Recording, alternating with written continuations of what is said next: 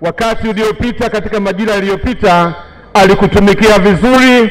Tumeona, tumesikia na tumeshuhudia. Hivyo hatuna mashaka juu ya utiaji nia wake, juu ya kutaka kuendelea kutumikia. Tunamkabidhi mikononi mwako Mungu. Asante kwa kumeendelea kumlinda tangu zilipoanza kampeni. Tumeona amani yako ikiendelea kustawi. Tunatamani kuona pia tunapoingia kwenye uchaguzi wa 29, amani yako iendelee kustawi. Tunatamani kuendelea kukuona na baada ya uchaguzi, amani yako iendelee kustawi. Yote hayo yanapotimia, ndipo tunaposema amani yetu ndio mshikamano wetu.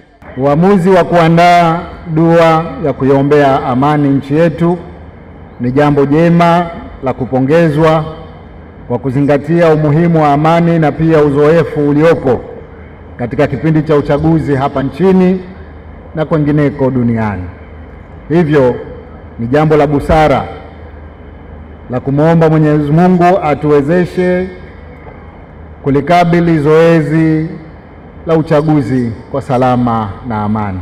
Hii ndiyo sababu kwa nyakati mbalimbali wananchi, hasa kupitia viongozi wa dini, wamekuwa wakiandaa dua, maombi na sala kuiombea nchi yetu pamoja na viongozi wake, jambo ambalo leo nimefarijika sana kupata nafasi ya kujumuika na Wakristo wa Zanzibar katika kazi hiyo.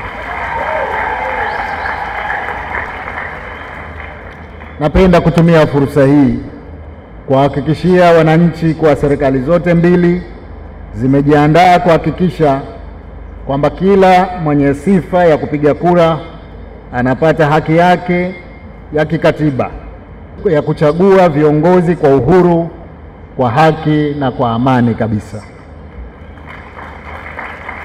Hivyo nichukue fursa hii ni kuombeni mjitokeze kwa wingi siku ya tarehe 29 Oktoba kwenda kupiga kura. Msiwe na hofu, ulinzi wa kutosha kabisa utakuwepo.